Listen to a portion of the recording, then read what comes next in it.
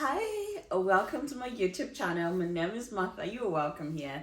In case you're new, in case you don't know me, my name is Martha. I'm a registered nurse and I've been a nurse for 15 years, currently serving in the United States. Yeah, so you're welcome to my channel. Of course, click on that like button, share, subscribe. And let everybody that can benefit from this information hear of it. Let them share the channel. Come on, be generous, share the channel, and just let whoever can benefit from this, get the information. Information is free. It's what you do with it that truly matters. Yeah, so today I wanted to talk about preceptorship. I wanted to talk about your orientation period. All right, so you've done everything, you've now relocated to the United States, and now you're in that orientation period. Okay, so when you come in, unless you are with Avant will have that 6-week period where they'll teach you about everything about America. They'll orient you, so you'll be in class for 6 weeks with them. Yeah, every other agency that I know doesn't do that. Yeah, so you finish all that now, you're on, you've started, your start date is 1st April, you started, now you're working, right? You're doing that orientation period. I want to talk about that and also what preceptorship means, what it is to have a preceptor, and what you can do to actually ask for help and all that. I just want to focus on that because that orientation period is pretty much stressful, a lot of anxiety, and also there's also some form of fear. I would say some form of, you're just scared. All right, yeah, I went through it and I wanted to share that with you to say you are not alone and it's okay to feel a certain type of way. It's fine. Yeah, so I wanted to talk about that orientation period when you get here, when you are now, trying to settle in and all that work-wise. Yeah, so you're now in America. Congratulations, welcome. We love you. You're gonna love it here. Okay, so now you're doing that orientation part. All right, so most of the facilities that I know will give you 6 weeks orientation. Why? Because they know that you've been a nurse where you're coming from, and they know that you also won't take long to adapt, to actually acclimatize yourself to the new environment. They expect that you're going to do what? To be able to deliver care after 6 weeks. Yeah. So I'll give a scenario in a medical surgical nursing setup because that's where I work. That's my specialty, and I can only talk about stuff that I'm pretty much sure of. All right, because this is legit information. Yeah. So you're in a medical surgical unit. You've been given 6 weeks orientation. You're going to be paired with somebody known as a preceptor. All right, so you will be paired with a preceptor during that 6 weeks orientation. You're kind of on probation. Yes, now they want to know how fast you are with adaptation, how fast you acclimatize yourself. All right, so our friends here do not really understand when you tell them, oh, I've been in nurse for 15 years. They expect you to perform at a certain level. Yeah, but the one thing that I don't understand is that most of us have not really been exposed to a lot of computers. We have not really been exposed to a lot of typing. So you can be slow in that area because you need to do a lot of charting here. Yeah, everything that you get to do needs to be documented. If it is not documented, it was never done. You cannot say I fed when it is not written in there. You cannot say I gave this medication if it is not documented. So everything that we do here in the United States has to be documented. For your safety, for that license, you need to safeguard that license that you work so hard to get. Yeah, so you need to document everything that you get to do on your patients. So imagine you have 6 patients and you're documenting pretty much everything that you're doing. It's time consuming. So you have to be fast on typing. So that is one aspect that I don't understand, that we didn't grow up with a lot of computers where we're coming from. So it's a change. Yeah, so you have to learn how to type and you have to be quick as well. Yeah, so other than you giving out, your nursing care to the patients, there's this other aspect of typing. Yeah, so right now, if you are listening to this, if you're watching this, go to typing.com and practice your typing skills.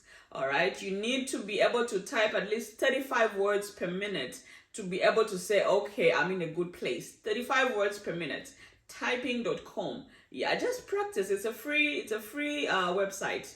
Type and practice. Yeah, so that is the aspect that I don't understand, that we can give medications, we can do all these skills, we know how to put IVs, we know how to catheterize, you know how to do all these things. But when it comes to typing, you can be kind of slow. And then when you are slow, it means that you're gonna be behind with certain things, all right? So medications are supposed to be given within a certain period of time. Your medications are scheduled at a certain time. So at least the facilities where I was at, most of our medications were scheduled at 9. And then, of course, you have in-between meds that you have to give. And then, of course, you also have meds at pretty much maybe 12 at 1. And then you also have the 4 o'clock medications. You have medications at 6 before you leave. Yeah, so meds are pretty much like scattered everywhere. So if you're taking care of 6 patients, you have to prioritize your work properly so that every patient that you're taking care of gets their medications on time. You want to be within that window, all right? So you can be an hour early or an hour later, but it shouldn't really be outside that window, because you want to give medication so that they can work in a certain way at a certain time. Yeah, especially for antibiotics, you want to be on time when you're giving antibiotics. You don't want to miss any doses. Also, you don't want to be too late. Yeah, so you want to make sure that you're giving these medications at a certain particular time. Yeah, so let me not digress. We're talking about preceptorship. We're talking about you being in that orientation period. All right, so you're paired with a preceptor, all right, within that 6-week period. Yeah, so week 1, of course, depending on how they schedule everything, week 1 they'll say, okay, you're gonna have 1 patient, all right, and then probably 2-3 days later they'll give you another patient, depending on how you're doing, all right, and how you are progressing. Of course, you move from 1 patient to 2 to 3 to 4 to 5, and then now, but towards the end of your orientation, they'll just give you all your 6 patients. Now you take care of 6, and then they see how you get to do with those 6 patients. Yeah, and then if they've seen that, oh, you managed, you did not drown, you managed, then they'll let you now to be able to take care of your own patients. So during that 6 weeks orientation, you can't really pick up extra shifts. You can't do that because you're still under probation. You are working under somebody's I would say you're working under somebody's license, because you're paired with that preceptor for that period of time. Yeah, so you are with somebody. You're getting paid. The hospital is not making any money off of you because you are under someone, meaning that they are paying 2 people for that one job, all right? Because you're following somebody behind. Yeah, they're paying 2 people for 1 job. Yeah, so you'll be there following until you're done. You know, somebody is mentoring you, somebody is coaching you, somebody is instructing you, somebody is teaching you, somebody is showing you. That's the preceptor's job. Yeah, so you are doing the 6 weeks orientation, and then there are certain times whereby you are not pretty much learning. Learning is not taking place with that person that they paired you with. It's possible. We are humans. It happens. All right. So there are certain preceptors that are okay. They are on you. They are following you around. They're not giving you space to practice what they're teaching you. Yeah, they're just on your back like this. Yeah, you don't want that. All right. Again, you don't want somebody that is too relaxed. They give you all the patients and then they go and sit by the nurse's station. They don't even know what is going on. You're just drowning alone. You don't want that. Yeah, you want somebody that is going to be with you, hold your hand, and walk with you throughout that 6 weeks period, because you are in a fragile state. You are learning, and it can be frustrating sometimes. Sometimes things might not just work out the way you want them to. Okay, so you are working under pressure, you are stressed, you have anxiety, you don't know a lot of things, so you're trying to learn. Yeah, so you need somebody that is going to hold your hand and walk with you through that 6 weeks orientation. Yeah, so in an event that it is not working out with that person, in an event that pairing is not working, can you please talk to your manager and voice out your concerns and let them change that preceptor? You can actually do that. Do not die inside. I know where we come from. We just you like keeping quiet. You like being intimidated. Especially us Zambians, we are so nice. Yeah, so in an event that it's not working out, in an event that you are having trouble to adapt, the person that they paired you with is just not helping you out, can you please talk to your manager and have them change that preceptor? Because I don't think they will have that. I don't think they'll have one preceptor on the floor. They usually have several preceptors on the floor. People teach in different ways. People learn in different ways. So if you guys are paired and it's not working, can you please voice out, speak up, and let them switch? Because that is your license under the line, and you don't want to make mistakes. And this is also, you're taking care of people's lives. You don't want to kill anybody, all right? So you want to make sure that the patients are safe, you are safe, and everybody else is safe. Yeah, so in an event that, that pairing is not working, and it happens, we are humans, in an event that it doesn't happen, you're clashing all the time, can you reach out and talk to your manager and have them switch? All right, you can actually switch and find somebody else to precept you. Okay, and then I would also want to talk about anxiety. Yeah, most times you have your 3 days off. Sometimes you're home, and then when it gets to, if let's say I'm getting back to work on Monday, all right, and then it's a Sunday, I start thinking about my day at work the next day. Everything just, my husband would be like, you look so low, your countenance is just, most times it would happen like that. I would have so much anxiety going into work the first few weeks when I started. Yeah, pretty much because I didn't know what to expect. I didn't know what was going to happen. I was just like so anxious. Yeah, but I thank God I was paired with very good people. I had Arlene, I had Mo, and then I had Morgan in my last few weeks before I finished. So I had very good people actually orienting me the first 6 weeks. I thank God for that. Yeah, and then the two actually were OGP nurses that had actually extended and decided to stay after they finished their contract. So you want to be precepted by somebody that has been through the process and understands the process, Yeah, so I thank God that I had people that really understood my situation. Yeah. And then, when you're work hand in hand with the people around you, talk to people, ask questions, all right? Ask questions. And sometimes you might feel intimidated. You might feel like, things are not, going in a certain way.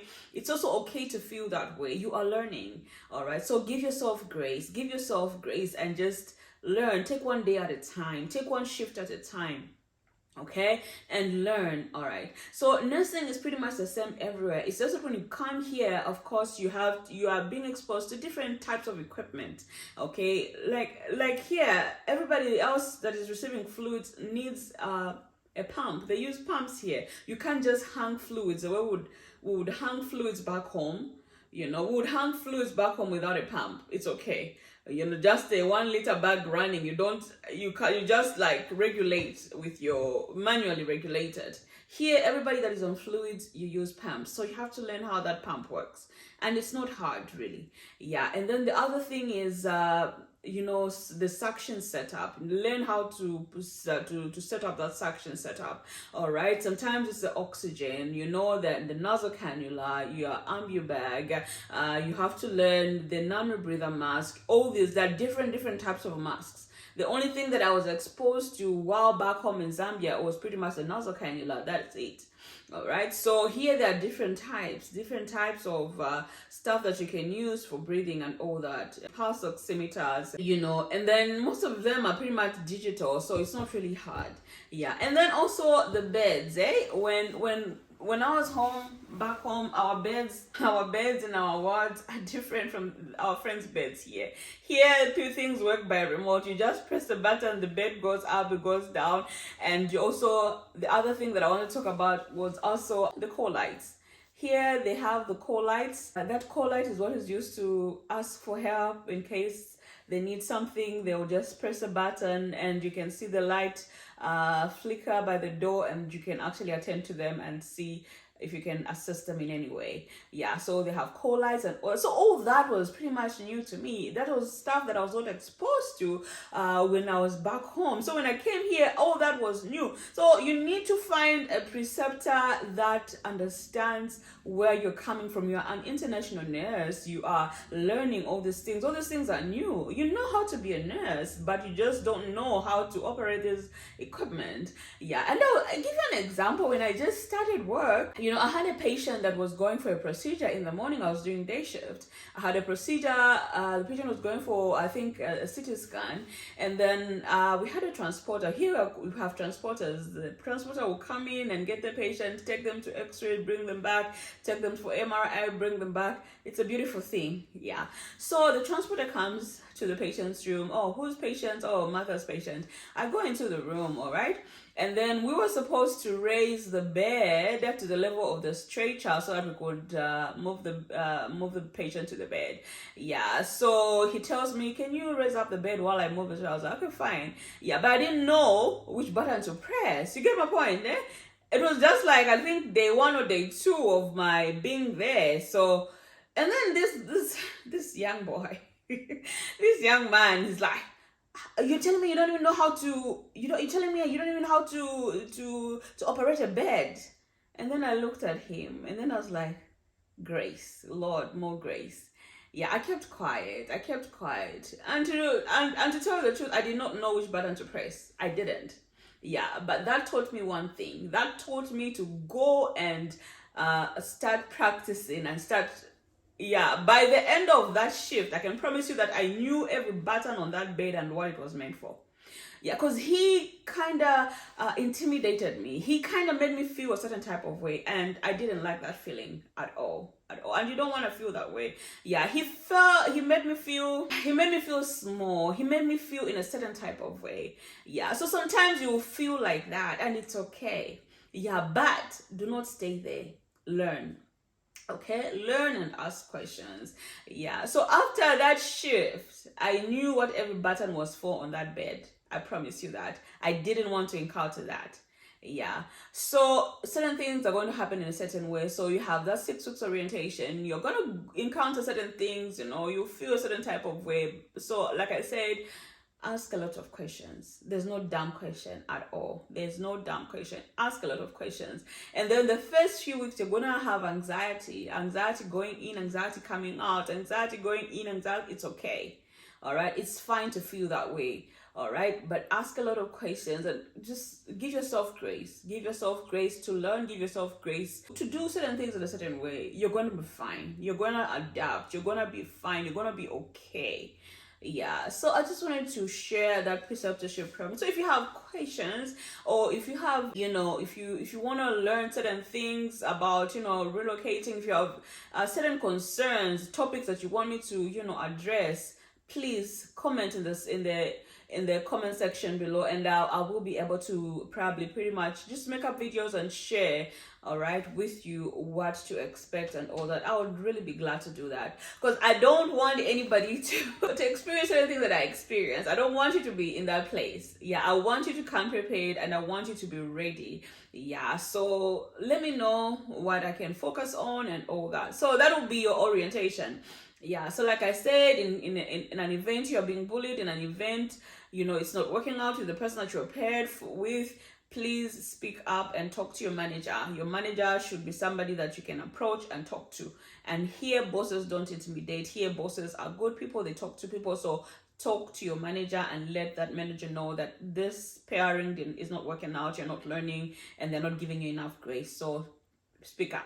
Yeah, so thank you so much again for finding the time, for watching right to this end. I don't take you for granted. I really, really appreciate you. I thank you for being here. I thank you for watching this video. So go ahead, like, go ahead, share, go ahead and subscribe. Share this information with people that are actually going to benefit with it, especially if you know somebody that has started the process and is on the way of coming. You can share this video with them so that they at least be able to know what to expect and learn 1 or 2 things. Yeah, so thank you so much for your time. I appreciate you and I wish you all the best with everything. Remember, what you're seeking is out there waiting for you. Thank you so much. Bye.